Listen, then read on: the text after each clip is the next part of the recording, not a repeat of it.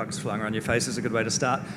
So I'm Simon Kenny from McDonald's. I look after what we call our impact functions, and in the McDonald's world, that's things around our planet, what we do with food and sourcing and that type of thing. So we had a panel discussion last year at Fieldays, and there was a really good feedback because what this roundtable can offer is a whole of value chain perspective on the topic around beef sustainability. And so today, what we've tried to bring together was 4 distinct parts of the value chain, and talking about what's new and what's interesting and what's going on, because people can get scared of words like sustainability and regenerative agriculture and all those types of things. Actually, when you talk to these people, it's helpful to get an understanding of what that actually means and how it's playing out globally and in New Zealand. So we're going to go down we'll probably just go down in the order they've sat down of each person and introducing themselves and their perspective, and then I've got some questions. If you've got any questions you guys want to ask, feel free after that. So who we've got on the panel, we've got Rebecca Honeysett from McDonald's. She's the Australia-New Zealand Sustainable Supply Chain Lead, so our subject matter expert when it comes to a lot of this. We've got Greg Hart from Mangarara Farms. I've been to his farm. I said, where's this regenerative agriculture pilot you're doing? And he's saying you're standing in it, Simon. So it shows he knows the science a bit more than me. But thanks for offering that producer-farmer perspective. We've got Dave Harrison from Beef and Lamb Policy Lead, so a great sector perspective. And thank you, Minister Hoggard, for making time. You've got a number of portfolios under your remit that are relevant, but I guess primary industries and biosecurity particularly. So thanks for coming along for that. So yeah, without further ado, I think we'll just hand over to Beck to start us off. Hi everyone, thanks Simon, and it's so great to be here at Fieldays. I can't believe that in all my years of food sourcing across Australia and New Zealand that I haven't been able to make it over to Fieldays, so really excited to be here. I think it's really a visual representation of the sheer scale of New Zealand agriculture, and I guess really also of the world-class innovation that there is in agriculture in New Zealand. So really excited to be here, and actually over the last 2 days I've had a heap of great conversations with suppliers and digital providers and consultants on the great work that's happening here in sustainability. So from a personal perspective, it's great to have everyone here in one place. As Simon mentioned, I'm Beck Honeysett, the Head of Sustainable Sourcing for Australia and New Zealand. And I've been with McDonald's for 12 years, and I really come from a food sourcing background, both at McDonald's and then previously in retail in Australia, and 10 years at Sainsbury's supermarkets in the UK. I'm really passionate about food and about agriculture. And over the last 2 years, I've been really excited to bring, that sort of passion over into the sustainability space. And really, the main part of my role is trying to help everyone make sense of what sustainability means to business, so that farmers can really get back to focusing on what they do best, which is producing, the great food for our businesses. So what sustainability means for McDonald's really, and within my team and also globally, is that across the 2 main parts of our business, our restaurants and our supply chain of our food and packaging. And in restaurants, it's really about things like the energy with packaging that we send in and how we recycle that packaging, etc. And over in supply chain, it's really sort of about 2 main things, which is resilience. So McDonald's is a very long-term thinking business. We want to make sure that we're well set up for our growth in all our markets around the world and got the food that we require in kind of a more and more busy supply chain out there, right? So New Zealand McDonald's is turning 50 next year. So in New Zealand, we want to be able to supply all the great food that we serve to customers for the next 50 years and beyond, and the same in all of the other markets around the world. Really working with the industry to understand, the great work that's already happening to sort of look after the land, have productive production, that can help us to grow and help New Zealand, farmers to grow their businesses over the years. And the second part of our goal, which is really sort of interlinked, is around climate emissions and the goal that we have there, which sort of in line with most other big businesses around New Zealand and Australia and the world.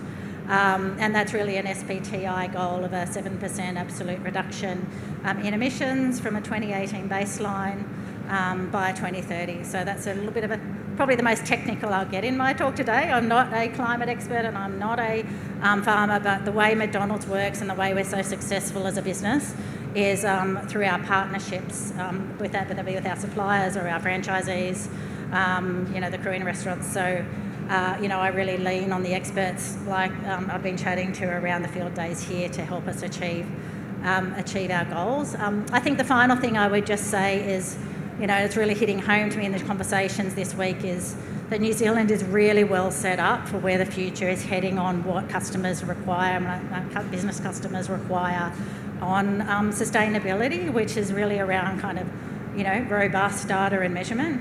And then also, low emissions and activities going on to reduce emissions. So what I would say is there's all this amazing innovation happening to measure, at a farm level what emissions look like. New Zealand, I'd say, is streets ahead of Australia when it comes to that kind of data across both dairy, and I'm hearing more about sort of beef data as well.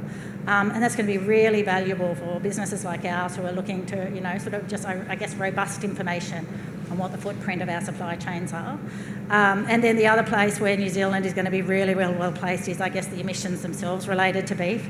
I kind of tend to look at emissions almost a little bit visually, the emissions number being a numerical representation of what we all know who work in food, which is a property that's, looking great and has great pasture, is well managed, has healthy animals, is efficient, reduced inputs.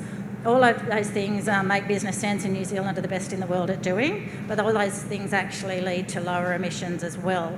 And I think, all the work that's already going on to sort of capture the numbers around that is going to put New Zealand in a great position when, markets in Asia or wherever it might be go to choose their volumes from, if they can source from the US, South America, Australia, New Zealand, they're going, one way for those markets to achieve their emissions reductions is to, go for the volumes where the emissions are, there's robust data showing, what emissions look like, and then also where emissions are low. And so I think, New Zealand should be really confident. I'm really confident, on where we're heading, and what McDonald's wants to do is work with, continue to work with industry, like the NZRSB, and with our suppliers to I guess lean on their expertise on how we can help, both to deliver those goals, but also just to reduce the complexity for farmers and so they can get on with their jobs. I hope I didn't go too long, so Cool, thanks, Beth. We probably should have said, for those of you who don't know, McDonald's obviously uses a lot of beef domestically, but both Australia and New Zealand are amongst the biggest beef export markets to the McDonald's world. So about 10% of New Zealand's beef exports just go to McDonald's. So when you think about those Scope 3 emission profiles, the material impact that a market like New Zealand has is significant, which is why the global McDonald's team, focus on our markets where we're small in terms of numbers of restaurants in the McDonald's world, but very significant in terms of beef supply to the McDonald's world. So it's a really interesting area, as particularly when you think about our farming systems versus Australia versus Brazil versus the ranches in America. So there's quite different systems going on, all laddering up to this global commitment, which is where we're navigating this idea about data capture and where we get to. I'll hand over to Greg now. We actually met because there was a ag research pilot on his farm around regenerative agriculture that McDonald's had a little bit of funding involved in, which was my sort of introduction to talking about dung beetles and things like that for an Auckland boy, not the normal thing that you talk about. But really, one of the themes for the roundtable has been you have to get the farmers to understand the why and get them engaged to start doing the changes, which will end up being more productive, but also future-proofing their businesses and stuff. So it's really great today. Appreciate it to have a farmer to offer your perspective. So maybe if you just want to tell us a little bit about where your head's at. Sure. Thanks, Simon. I guess just a bit of a background and introduction. I'm fortunate to be the steward of Mangarara Station, which is in central Hawke's Bay, 600 hectare sheep and beef property, but largely farming cattle these days. And I guess our journey sort of learning about the challenges that the world is going to face now and into the coming decades. And when it comes down to it, farmers hold the key. How we grow food, produce food, and the food that we eat is the number one solution to the environmental challenges we face, the number one solution to the human health problems we face. So it is all about food. If we're going to get through all this, then farmers are going to be the heroes. So that's a massive opportunity. And one of the reasons that we also got involved with this slightly different way of farming, again, like regenerative has sort of become a bit of a hot word for a lot of people, and it doesn't need to be. I think we're all farmers and we're all on a spectrum and just different things. I guess the thing that has driven us is about building more spectrum, is basically building resilience into our farming system and understanding the energy and everything that goes into farms and where the nutrients and the inputs are coming from, and just being more aware of that. And so our farming system is being a lot more conscious of the inputs that are going into the farm, and then also just the understanding that nature, with a billion years of R&D, basically has a lot of the solutions of how to get our production and profitability. And obviously when you're watching the inputs into your farm system, profitability is also another driver. And so I think those two go together. And then it's the health of the food that we're producing is important, because we're not just farmers. We should not just be producing a commodity. We're producing food for humans, for people, for our communities and stuff like that, as well as the responsibilities of caring for the land and being good stewards of that land. And so that's sort of the prime motivation, I guess, for our farming ethos, which often comes down to just adding lots of diversity into the system.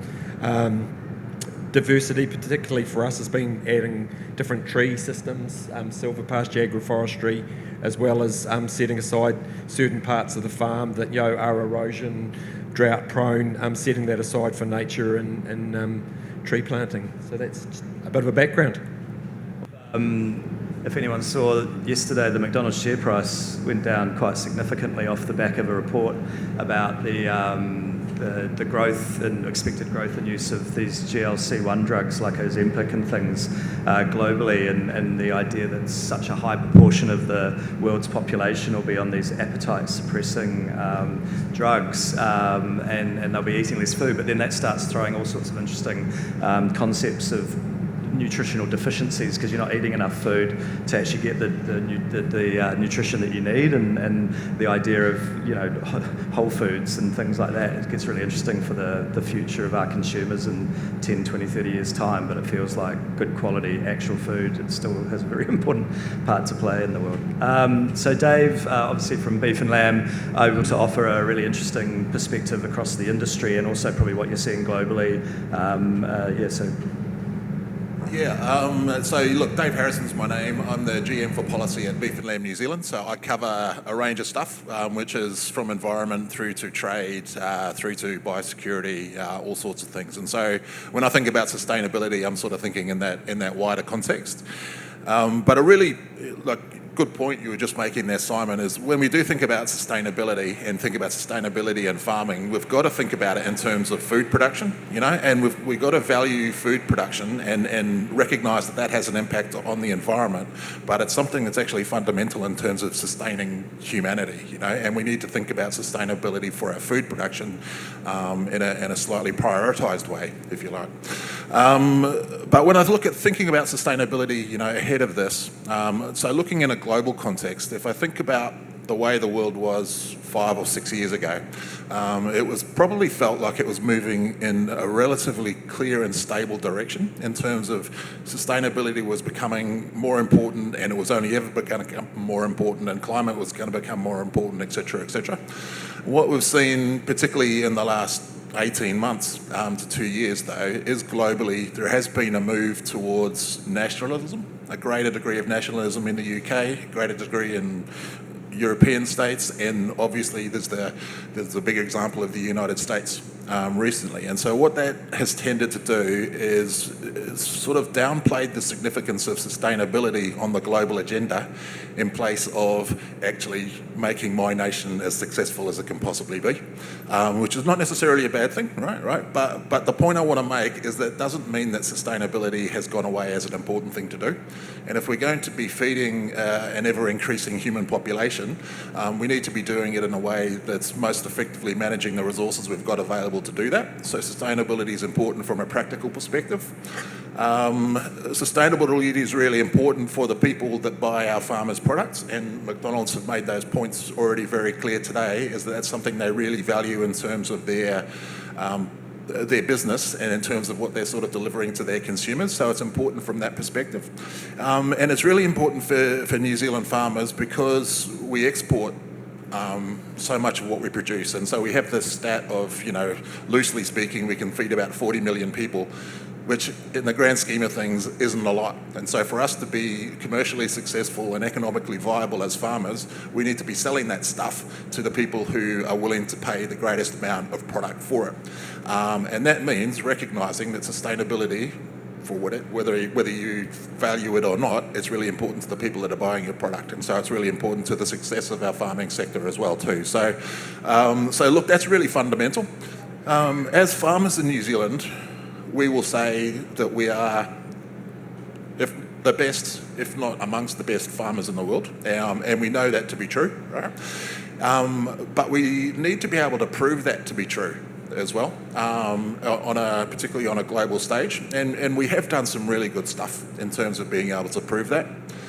Through Beef and Lamb New Zealand and Meat Industry Association, a few years ago we did a life cycle analysis for New Zealand beef and sheep meat production, and what that showed is that we are effectively the lowest emission sheep meat producers in the world when you go from cradle to grave, and that includes your food miles and all of these sorts of things as well too, when you look at it per kilo of product. Similar thing for beef as well too. So we've got data there that show that we're amongst the best in the world. But there's more to sustainability than that. And so for me, the real challenge for the sector going forward is to take what we know to be true and actually provide some data around it, and provide some data around some of the other aspects of sustainability that are really important, such as water, such as sustainability in a wider context includes how you treat your workers and all sorts of things, right? So I think as a sector, we do great stuff, and we know we're doing great stuff, but we need to not just be the best in the world at producing sustainable food, we need to be amongst the best in the world in terms of telling our story about the sustainable food that we produce. And that's what I think, for me, is both the biggest challenge and the biggest opportunity for the sector in the sort of short to medium term. We did some research last year because I was presenting to a bunch of beef farmers, and the first question they ask us is, well, am I going to get a premium for making these changes, and are you going to charge more for your Big Mac? And we actually went to our customers and said, why are you buying a Big Mac? What are the factors that are most important in that purchase? And you won't be surprised to know it was taste, satiety, how full I get afterwards, and how much I pay for it. The actual sustainability aspects of that purchasing decision were quite low. But when we asked them specifically, okay, if you're thinking about sustainability, what's important to you? It was a lot about local sourcing and knowing it's pasture raised. The actual climate change, more technical aspects. I think the other thing that's probably changed in the last 5 years is they go, geez, I hope government and I hope industry are getting on with this stuff, because I don't want to have to think about it. It's complicated, but it feels like everyone's talking about it a lot, so maybe I don't have to worry about it as someone going through the drive-through of a Macca's. So it's an interesting one to go, you're not going to charge another $1 for your Big Mac just because you're telling a better story, but you have to do it anyway, and I think that's the point, that we know we have to do it. So yeah. Minister, you've got all sorts of probably ways in from your previous life and what you're seeing at the moment. I went past the National and Labor stands in the tent, and they've got those little boards where they put the people's, what they care about most up there. The Nats one was a lot around regulation and simplifying and making stuff easier. The Labor one, there was actually a lot about, like you said, around like health and wellbeing in terms of the health of the people on the farms. So interesting to see those kind of themes come through. What's your sort of, in your world, what are you thinking about? What do you want us to be looking at? What do you think we should be focusing on? Is this, yep, it's working. Okay, I guess firstly, when I think of sustainability, I'm thinking first as a farmer, because very occasionally I still go out there and get my hands dirty. This weekend I'll be AIing cows, so keeping my hand in, quite literally. And I'll be using some good Charolais straws in Speckle Parks, so it'll hopefully end up in the chain somewhere at a McDonald's restaurant somewhere. But for me, you're here to hear me as a minister, not as a farmer. So in terms of sustainability, there is that element, when I think of sustainability, it is that my daughters, if they choose to go farming, will be able to still farm they can farm differently to me, but they will still have a viable business that they can pass on to the next generation. And I think when you ask every farmer to define what sustainability is, it's passing it on to the next generation in a better way than they found it. And that's certainly my goal. And so in terms of, as a government, what's our role? Well, yep, there's the environmental sustainability side of things. So that's making sure that we've got the right rules and regulations, but also there's that financial sustainability, the mental sustainability, if you want, of making sure that those regulations don't actually completely stop people from doing things. So I, early on in the ministerial career, we visited a farm, and basically the rules and regulation, it used to be a dry stock farm, the rules and regulations meant that the costs that farm was going to have to face, they just planted the whole thing in pine trees because it was just too hard to comply, it was too much hassle, and so boom, it's all gone into pine trees. In theory, it was because they were going to have to fence off do hundreds of thousands of dollars worth of fencing to exclude cattle from waterways. And I sort of asked, where are these waterways? And they said, there's one right in front of you. And I'm going, I don't see any water, but that's how it got mapped, and that's what they had to do. So, a big part of government's role is to make sure that we get silly rules and regulations out of the way that enable people to farm. One of the key things I'm working on is the farm plan, and these plans, they are a good. Everyone across the political spectrum seems to think they're a good idea, but it is a case of making sure they're targeted and focused on what you need to do on farm. Being clear as to these are my critical source areas, and then focusing you on what are the actions you should be taking to mitigate impacts from those areas. And that's how I'd rather things worked. It's individualised to your farm. What are the actions you need to take on your farm that will help in the context of your catchment? So what is the issue in your catchment that everyone in that catchment needs to be working on? And so here are the smart things you can do that'll help solve that problem.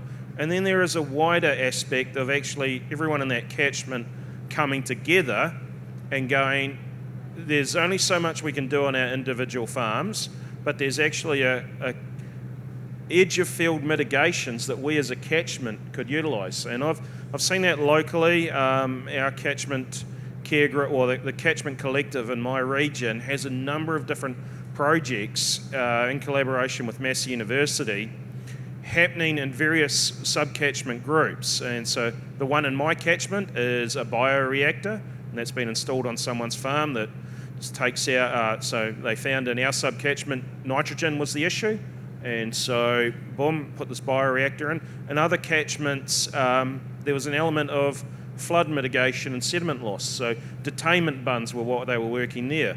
Another area was actually, this is down on the coast, towards the coast, and it was managing the drains of all things. And actually by smart management processes of letting the water build up, which in dry periods, this could help with irrigation, or effectively irrigation, but then by just playing around with this, they were actually able to have less nitrogen losses and all the rest of it. So there's these wider catchment approaches that can happen that will, enable that environmental sustainability. So for a government, our focus should be on enabling that system rather than we know best in Wellington.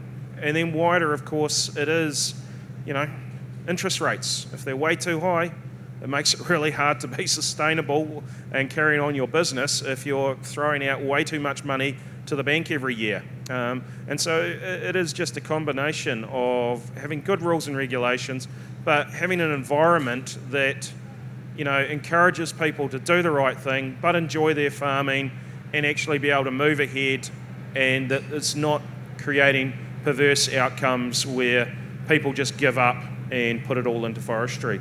So to me, those are the sort of key things I'm working on. Just before at the Beef and Lamb tent, we announced work on what we're calling nature-based credits, previously called biodiversity credits.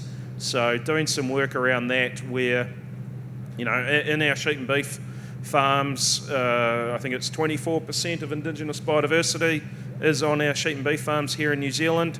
So, farmers are doing a great job there, and up until now, the only government sort of action in that area has been a stick of, oh, that looks nice, we'll map that as an SNA and take a whole bunch of property rights off you. Actually, this is a way of a carrot, as you were, of giving a reward for doing the right thing.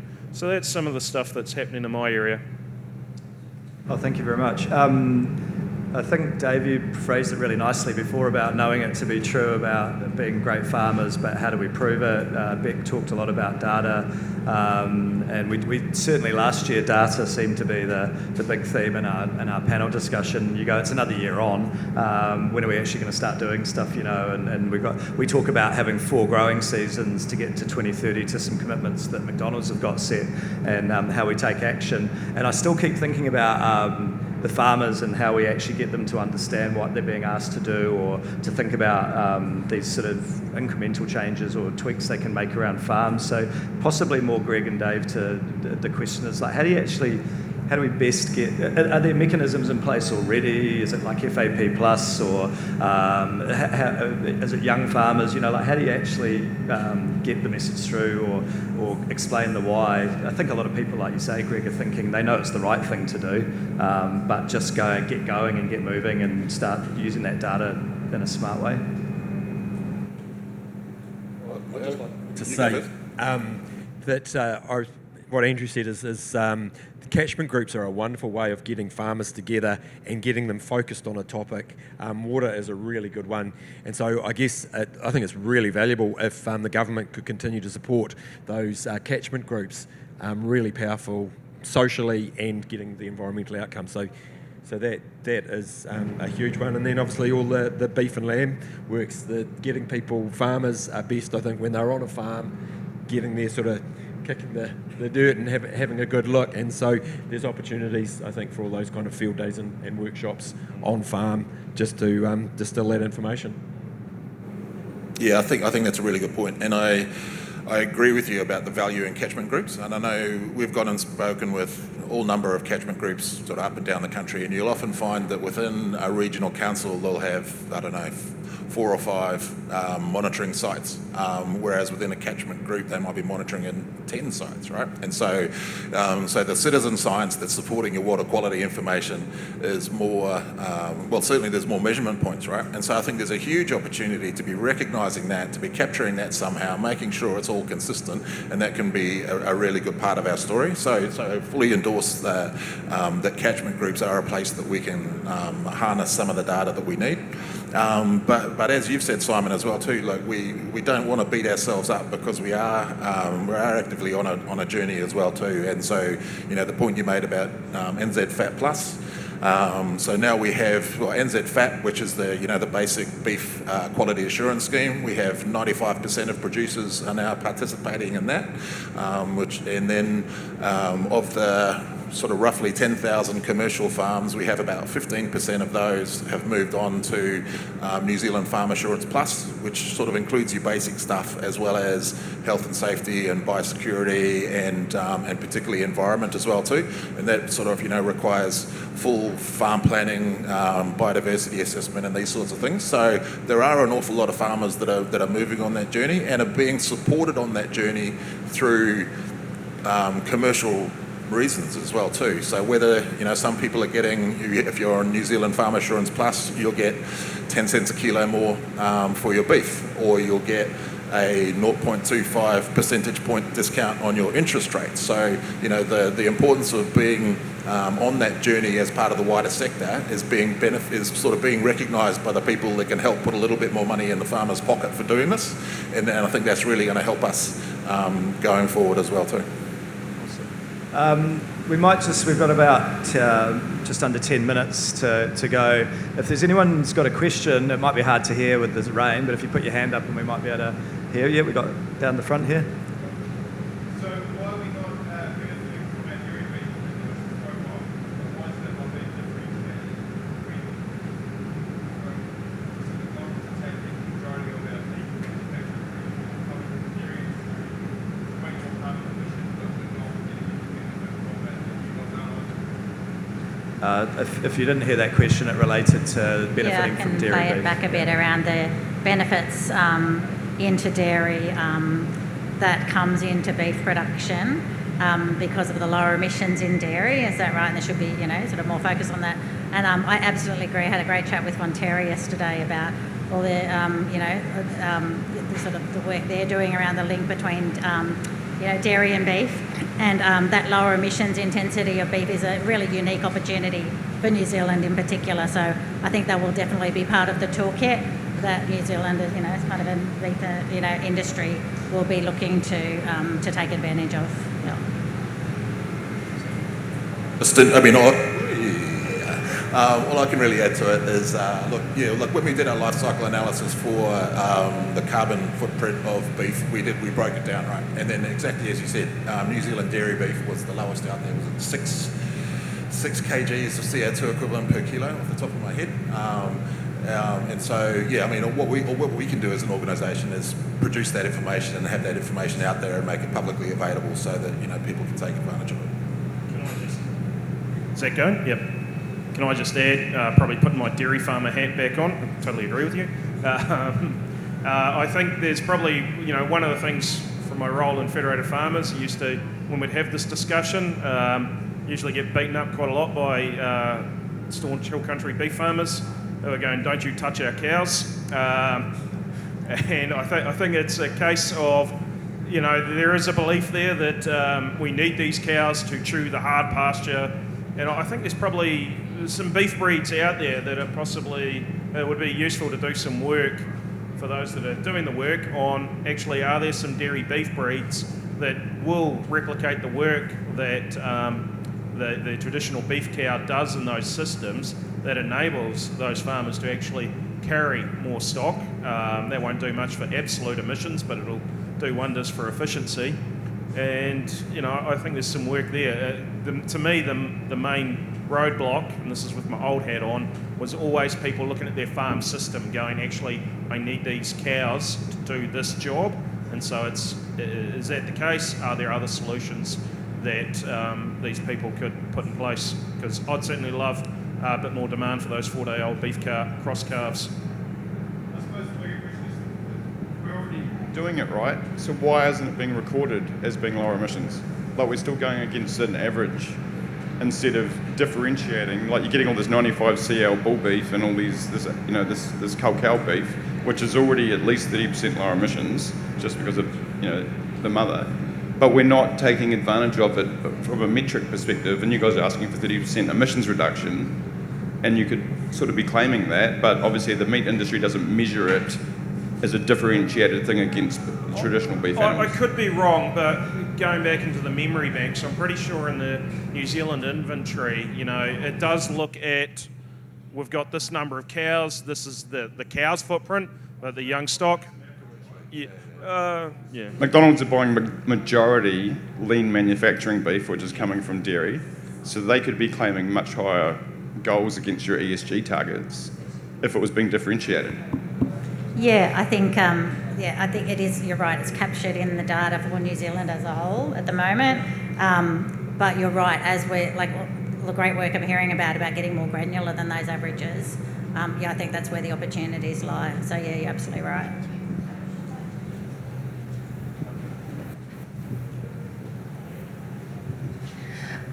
With New Zealand having a much larger dairy herd than beef herd, which is quite unique compared to, say, the US or Australia, how will they go if they really take on the dairy beef opportunity, growing and finishing off these beef animals with such an extensive system that you run and limited access to grain and more intensive systems?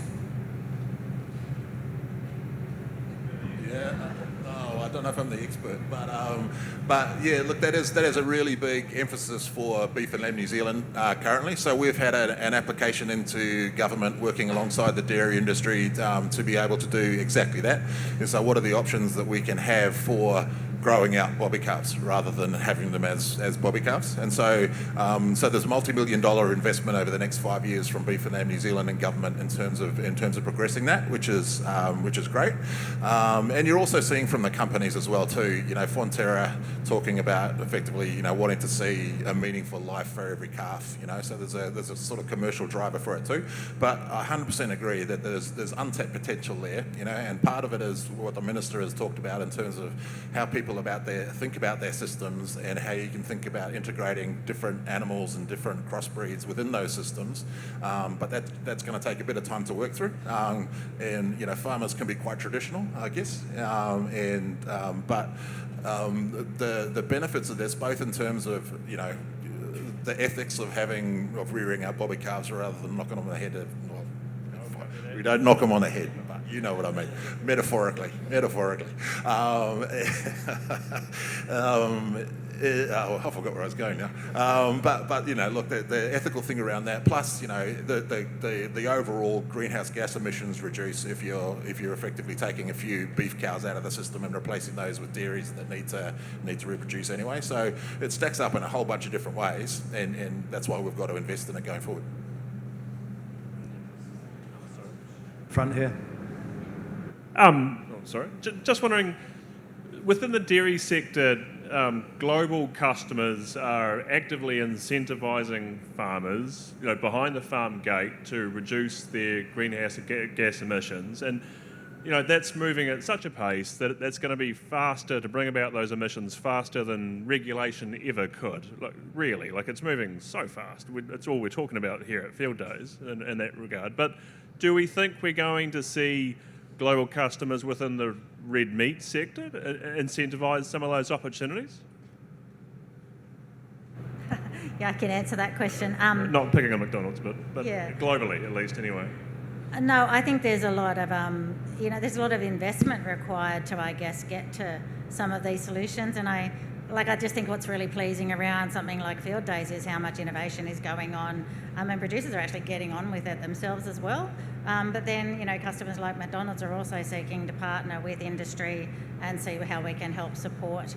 You know, to Simon's point earlier, you know, I don't think it's going to be as simple as a transaction as adding cost onto the Big Mac and passing that down the chain, but there's absolutely investment required, and we aren't the experts. We want to support the experts out there. So that's what we're trying to do through some of these New Zealand Roundtable, projects that we're looking at. If anyone's got anything else to add. Something we were talking about on the drive down yesterday was, you know, there's a company that buys beef across Australia and New Zealand for McDonald's, and then they're buying beef around all the different markets in the world, and generally you're going, okay, what's the kind of commodity price of that beef, but also then does it meet a spec and a quality, and you know the future potential that there'd be some kind of environmental measure of how did you phrase it? Emissions per kilo, or you know, whatever, that actually you're looking at as a criteria as a beef buyer, and New Zealand then becomes on that kind of commodity market. That's an important criteria to be meeting to be competitive with other markets as well. So I guess the way that market might change over time. Yeah, and I think what I'd add is like the collaborative spirit in which all this has been done is just really noticeable in New Zealand, i.e. New Zealand is hugely important to businesses like McDonald's and other businesses around the world. We source 40 million kilos of New Zealand beef a year. Some of that's used in New Zealand restaurants, and a lot of it goes to McDonald's restaurants around the world, from the US to China and Japan, right? So, hugely important to us, but also New Zealand farmers recognise how, how important, and industry recognises how important agriculture is in New Zealand, and so there's all that investment happening on the ground as well. So to me it feels like the right balance at the moment in terms of that collaborative approach on investment and innovation, and really just trying to simplify, which I think is what's happening through some of this fat plus etc. In New Zealand really has some good consistency, at least for farmers. We struggle with that a bit in Australia. In terms of the diversity of the different tools available. So I think, you're well placed here in terms of, where you're at. Just add to that, we're supplying a niche market, but we're GAP certified on farm and also land to market ecological outcome verification certified. So with those certifications, we're supplying premium markets in America and receiving premiums for quality beef. So they're there and I guess growing.